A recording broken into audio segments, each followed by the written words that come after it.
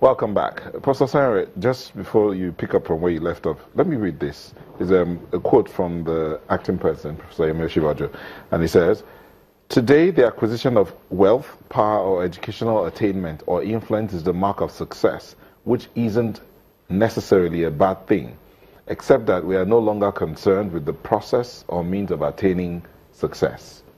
As educators and as policymakers, it's our obligation to set the moral and ethical standards that will define this new time and this new period that we're in. Standards that emphasize the integrity of means by which success is attained and what it means to be successful. This will mean using and developing curricula that emphasize integrity, self-denial, and hard work." Practical side. You know, talk is cheap. Talk is very cheap.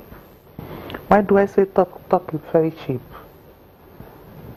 Some of the people that were in the room with the acting president when he was saying this, did they buy into his idea? You know, these things take an internalization of the idea. Yes, we are talking of success orientation. What orientation have we given our children towards success? What does success mean to a child? Have we also exhibited that restrainedness that is expected for you to achieve success without compromising? Some people, I was telling her, some people will be will be appointed, and they will tell you this is your time to make money. And when you finish and you didn't make money, they see you as mentally unstable, because it is the society we have found ourselves in. And we are gradually inculcating that in our children, that a child will not go on an errand for you without expecting. They may not ask. They expect it. And when they finish and they're waiting, "Oh, thank you, my dear." They're still waiting. Yes, because that is what he or she has internalized. And it is us. And until we tell ourselves some home truths, this is not auguring well for us. We cannot continue like this. As a parent, watching this morning, when was the last time you went to school to check your child's work? They have open day. Most father will say, it's for the mothers, let them go. But open day is supposed to be for mother and father. Two of you go and see the work. Even if for not anything, the father, it is your money. Go and see what your money has brought now. It is not the final thing. It is a process. How has this child fared in the first test, continuous assessment they did, the second continuous assessment, the class work? How neat is the child's boots? And on and on and on and on. You cannot teach integrity without exhibiting integrity yourself. You can't tell me do as I say, but not as I do. That is a problem. There's a disconnect between telling our children what to do and doing the other things that we are not telling them. We're also talking about the content of what our children are reading in school, and many of it now includes talk about sexuality. Now, at what age do you think that a parent should start discussing sexuality with their child, male or female? As early as possible. We have had children who have been defiled at the age of 3. We should stop sugarcoating words. Let the child know what his genital organs are being called. It doesn't matter. It's not wee-wee thing. It's not the wee-wee, the willy. If it's a female, it is called vagina. If it's a male, it is called penis. So nobody will tell your child, climb on my laps and let's take a donkey ride. And then the child feels that taking a donkey ride it's normal. When a person approaches your child as early as 3 or 2, let the child know that no one can put his hand or touch you inappropriately, and that's why those places are called what? Private parts. This is what you let the children know words by the names of their private parts, by their names, by the proper names. Don't touch your willy. It's not it. And you as a mother, especially those, because mothers are those who usually give their children their bath. When it comes to the private part, let the child do the washing.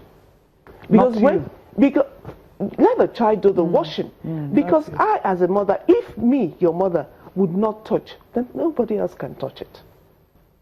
Except if you're sick, you can't bathe yourself. But when it gets to that part, you give the child a sponge or a scrub. Let me see how it's done, how you can do it properly. As early as 3 years, we should begin to tell our children the home truth. If I may come in, and sorry, can I just chip in something?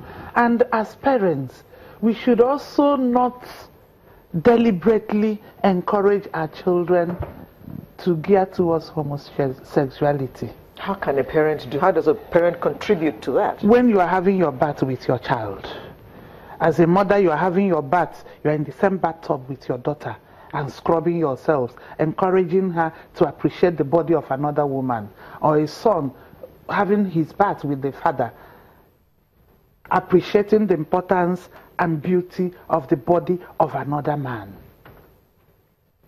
It's happening. It's not showing love. The question I wanted to ask would have tied in there, but someone tweeted here, Festus Akimboewa says, all children from the age of 4 are taught about safe and healthy relationships in the United Kingdom. But I asked a question, what should be considered a safe and healthy relationship to teach your children? Dr. Kerr, maybe you help us with that, because you're a father as well. Yes, and at what age? We have said as early as possible. But so, what is safe and healthy relationship that you can teach your children?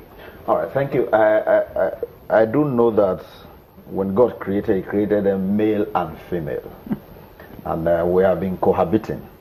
The same parents that give birth to the male are the ones who give birth to female. Now, how have they lived all the while? How were they able to live together? That, because today we not see even brothers, abusing sisters, but it is not a very common thing that, every home you find, all right, but it does happen. How were we able to live together, or how have we been able to live together? So, yeah, safe relationship, from the very moment a child is conscious, in fact, the consciousness you grow into knowing that you need to live with the other sex peacefully. And that there are certain things that we can describe as no-go areas. Just like she has rightly mentioned, there are parts of your body that are described as private.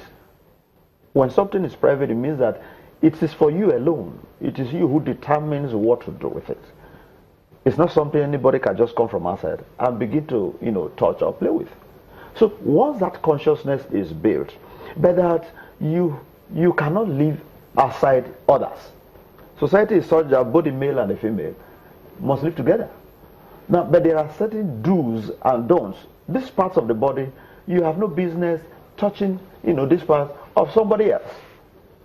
So once that consciousness is created, that there are certain parts of the body of the other person, whether your brother or whether your sister, if, like she said, a mother will not even, touch such parts, then what should be the ground for somebody else from outside? So what's that consciousness? If we're able to establish that consciousness in our children, that there are these parts of your body that somebody should not toil with as you grow, and anything of that kind happen. And again, we need to equally give them, enough ground to have confidence, to be able to relate with us. But how do you, that part of grounds to get confidence? Yes. These days, children are texting, they are online, they are watching all sorts of things online, they are being harassed sexually, emotionally, socially, yes. and so they are looking being for bullied.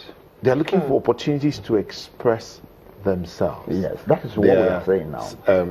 Someone said children, the danger of sexting. That's what he said here. Yes. So how do you also manage all of these things that are coming at the children? You didn't have that kind of... Yes, but the truth is that we were brought up in such a way that we could relate with our parents. I was very free with my mom, for instance. We could discuss anything. If you had any encounter outside... You are an exception. I was very free with my mom.